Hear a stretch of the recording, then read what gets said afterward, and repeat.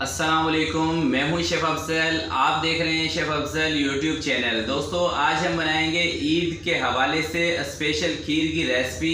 किस तरीके से इस ईद पर आप आसानी से परफेक्ट खीर अपने घर में बना सकते हैं, लेसदार खीर और मज़ेदार खीर और आसान तरकीब के साथ। तो दोस्तों, पहले भी मेरे चैनल पर खीर की 2 रेसिपियाँ मौजूद हैं, तो वो रेसिपियाँ कमर्शियल लेवल की हैं, मगर आज मैं बनाऊंगा छोटी क्वांटिटी में, ताकि आप इसी रेसिपी को फॉलो करते हुए अपने घर पे ईद पर आसानी से खीर बनाएं, मज़े की खीर बनाएं। तो देख लेते हैं दोस्तों, ये आसान और मज़ेदार सी खीर बनाने के लिए हमें किन किन चीज़ों की ज़रूरत है और ये कैसे बनेगी। तो आइए शुरू करते हैं।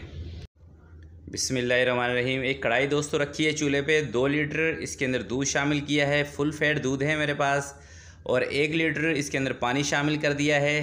तो ये कुल मिला के 3 लीटर हो चुका है। तो सबसे पहले हमने इसको उबाल दे लेना है। दूसरी साइड पर मैं आपको चावल दिखाऊंगा कि खीर के अंदर कौन से चावल हमें इस्तेमाल करने चाहिए।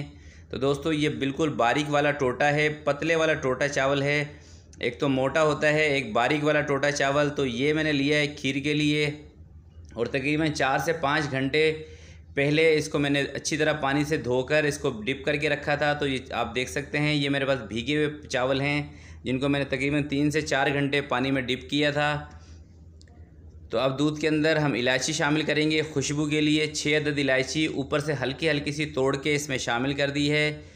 और इसके साथ ही ज़रा सा दूध गर्म हुआ है, तो चावलों का मैंने पानी अलग कर दिया था, तो चावल भी इसमें शामिल कर देते हैं। तो दोस्तों, अगर जो आपको जल्दी खीर बनानी हो और चावल आपने थोड़े से कम भिगोए हों, यानी कि आधा घंटा, 1 घंटा या 10 या 15 मिनट, तो फिर आपने चावलों को थोड़ा सा पीस लेना है बेलन की मदद से, या ग्राइंडर जार में उसको पीस लें। चावल अगर जो मोटे होंगे तो खीर के अंदर वो अच्छे नहीं लगते, ज़्यादा मोटे मोटे चावल अजीब से ही लगते हैं। तो इस वजह से एक तो कोशिश कीजिएगा कि चावल आपने बारीक वाला टोटा लेना है, और ज़्यादा देर तक उसको पानी में डिप करके रखेंगे तो बहुत ही लेसदार खीर बनेगी और अच्छी खीर बनेगी, और चावल भी उसमें नज़र नहीं आएंगे, बिल्कुल बारीक बारीक से। तो दूध को माशाल्लाह से उबाल आ चुका है, चावल इसके साथ ही पक रहे हैं, आप देख सकते हैं। तो अब दोस्तों, हमने इसके ऊपर ज़्यादा मेहनत नहीं करनी। इसका जो फ्लेम है वो मीडियम टू लो करेंगे और इसको पकने देंगे। तकरीबन 20 से 25 मिनट इसको पकाएंगे, और उसके बाद इसके अंदर हमने मिल्क पाउडर शामिल करना है। तो पहले इसको पहले फेज़ में पकाते हैं 20 से 25 मिनट के लिए। तो टोटली खीर पकने में तो कम से कम 1 घंटे से भी ज़्यादा टाइम लगेगा। तो दूसरी साइड पे दोस्तों, ये मेरे पास है मिल्क पाउडर, 100 ग्राम के करीब मिल्क पाउडर लिया है। 1 लीटर इसके अंदर मैं पानी शामिल कर रहा हूँ, नॉर्मली पानी। तो ये भी हमने खीर के अंदर शामिल करना है, ये मिल्क पाउडर। इससे खीर के अंदर लेस ज़बरदस्त आएगी, फ्लेवर अच्छा आएगा, टेस्ट भी अच्छा होगा।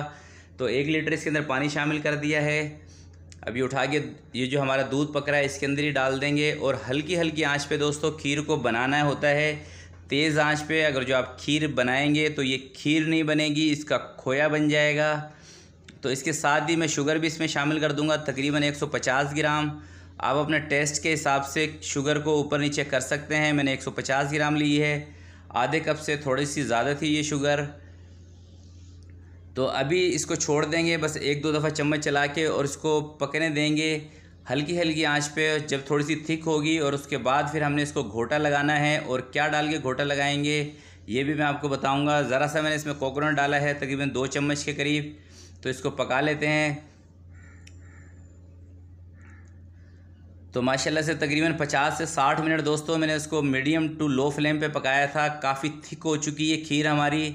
तो अब इसके अंदर मैं दूध शामिल कर रहा हूँ। उबला हुआ दूध है मेरे पास, 2 कप के करीब इसके अंदर दूध शामिल करेंगे।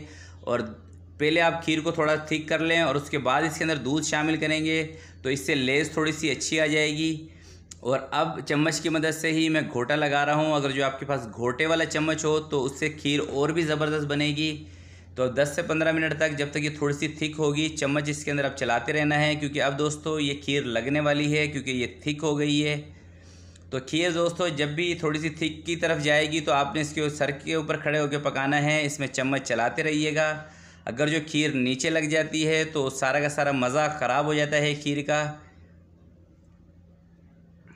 तो दूध डालने के बाद तकरीबन 15 से 20 मिनट मैंने इसको और पकाया है हल्की हल्की आंच पे, और चम्मच भी इसमें अच्छी तरीके से मैं चलाता रहा हूँ, ताकि इसके अंदर एक लेस पैदा हो खीर के अंदर। ठंडी होने के बाद जो लेस आए, तो माशाल्लाह से खीर जो है दोस्तों वो हमारी थिकनेस की तरफ जा चुकी है। तो ज़्यादा भी इसको थिक नहीं करेंगे, बस थोड़ा सा और पकाते हैं, 2 से 4 उबाल इसको और देंगे और फिर इसका फ्लेम बंद करके और ठंडी होने के बाद फाइनल लुक आपको दिखाया जाएगा कि किस तरह की हमारी खीर बनेगी।